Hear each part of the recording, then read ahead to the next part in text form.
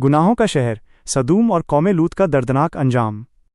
आई नेमतों की वादी, गुनाहों का मैदान। एक शहर जो हंसी खुशी और नेमतों के साए में बसाया गया था। ये थी कौम लूत की सरजमी, सादूम सोडम। ये इंसानी तारीख की वो ज़मीन थी जहाँ गुनाह न सिर्फ खुलेआम होते थे बल्कि उन्हें एक तहजीबी रंग दे दिया गया था। इनका जुर्म इतना अनूठा था कि पहले कभी इंसानी याददाश्त में दर्ज ही नहीं हुआ था।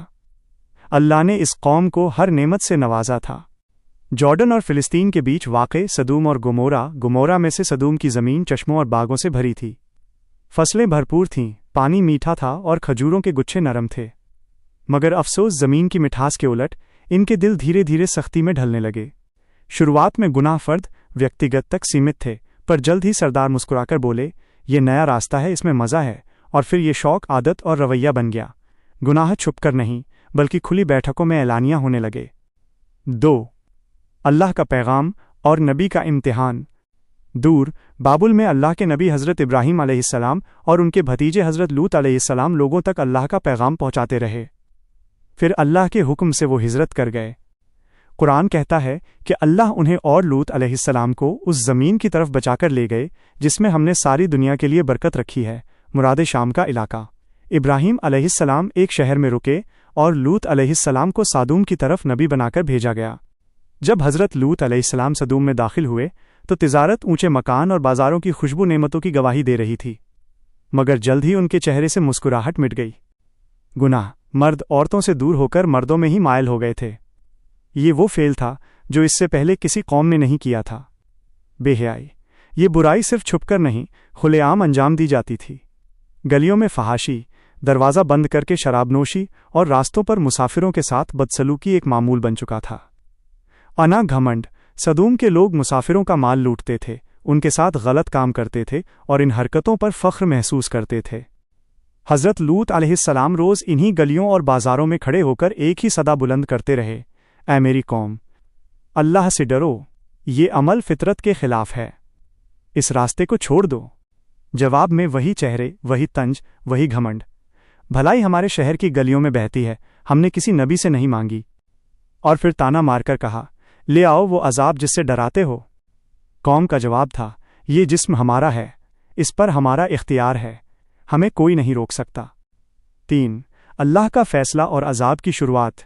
हज़रत लूत अलैहिस्सलाम के लिए ये सब रूहानी बोझ बन गया। आखिरकार उन्होंने अपने रब की तरफ रुजू किया, ऐ मेरे रब, इस फासदी कौम के ख़िलाफ़ मेरी मदद फरमा। और यहाँ से अल्लाह के फ़ैसले की हवा चल पड़ी।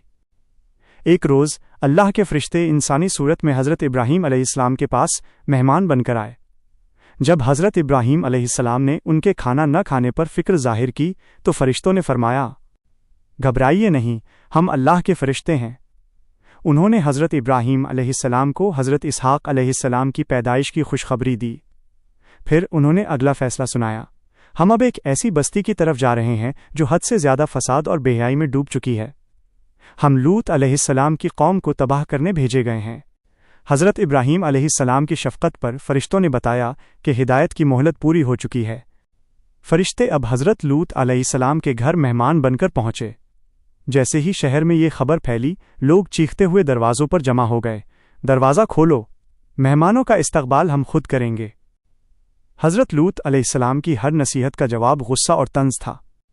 तब फ़रिश्तों ने अपनी असली शक्ल ज़ाहिर की और लूत अलैहिस्सलाम से कहा, घबराइए मत, हम अल्लाह के फ़रिश्ते हैं।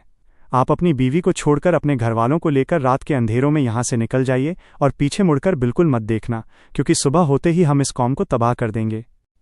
IV.क़यामत तक के लिए इबरत। सुबह हुई और अल्लाह का हुक्म आ गया।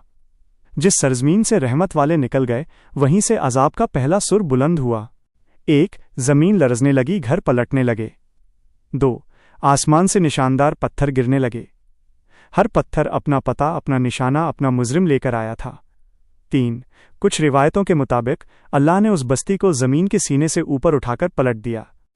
न महल बचे, न सरदारों की ताकत काम आई, न लोगों का माल। उनके सारे घमंड और गुनाह हर पत्थर के साथ ज़मीन के नीचे धंस रहे थे। पल भर में पूरा शहर पलट गया। शहर के नाम मिट गए, रास्ते मिट गए और लोग भी मिट गए। मगर वाक़या नहीं मिटा, क्योंकि अल्लाह ने उसे क़यामत तक के लिए इबरत बनाना था।